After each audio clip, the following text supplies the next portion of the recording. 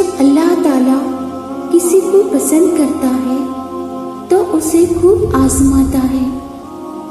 ایسا بھی ہو سکتا ہے کہ ابھی اللہ تمہیں آزما رہا ہو، اور آزمائش تو ہوتی ہی اس چیز سے ہے جو انسان کو جان سے بھی زیادہ عزیز ہو، جسے وہ کھونے سے ڈرتا ہو۔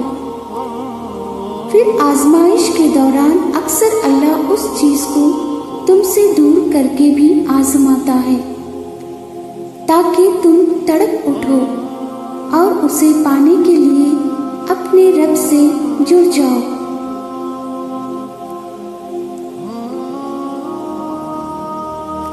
اللہ آپ کی پسندیدہ چیز کو آپ سے دور کر کے بھی ڈراتا ہے اور دیکھتا ہے کہ کیا اب بھی میرا بندہ مجھ پہ یقین رکھتا ہے، کیا اب بھی میرا بندہ مجھ سے مانگتا ہے۔ جب ہر امید ختم ہو گئی ہو، ہر دروازہ بند ہو گیا ہو، پھر جس کے دل میں تڑپ ہوتی ہے، جو صبر والا ہوتا ہے، توکل والا ہوتا ہے، وہ امید کبھی نہیں چھوڑتا، وہ مسلسل یقین کے ساتھ مانگتے رہتا ہے، روتا ہے، پھر کبھی نہ امید نہیں چھوڑتا۔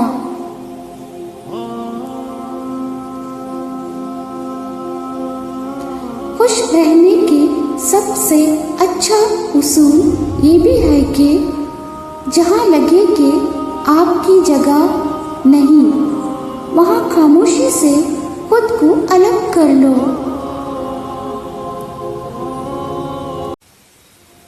ہر انسان کی خوشی کی وجہ بنو، خوشی کا حصہ نہیں۔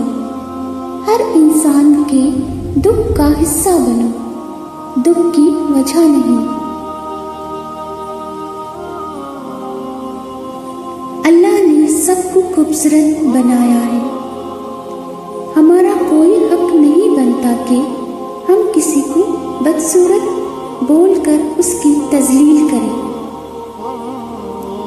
آپ کو جیسا بھی اللہ نے بنایا ہے اس پر شکر کریں اور ناز کریں۔ اگر ایک انسان آپ کو کسی وجہ سے پسند نہیں کرتا، اس کا مطلب یہ نہیں کہ باقی سب ایسا ہی سمجھیں گے۔ آپ کو اپنے آپ سے پیار ہونا چاہیے۔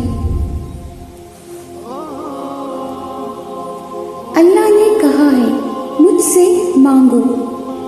جب اس ذات نے کہہ دیا ہے مجھ سے مانگو میں دوں گا، تو قبولیت کا شک تو بنتا ہی نہیں ہے نا؟ ہاں، معلوم ہے کبھی کبھی ایسا لگتا ہے کہ سب کچھ ختم ہو گیا ہے، کوئی راستہ نہیں بچا، پر ایک راستہ ہمیشہ بچا ہوتا ہے۔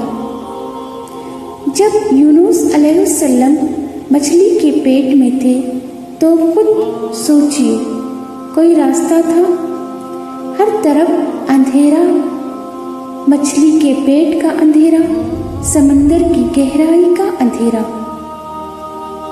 انہوں نے کیا کیا؟ اللہ سے مدد طلب کی تھی۔ تم بھی وہی کرو اور دیکھنا اللہ وہاں سے راستہ نکالے گا جہاں سے تمہاری سوچ بھی نہیں پہنچ سکتی۔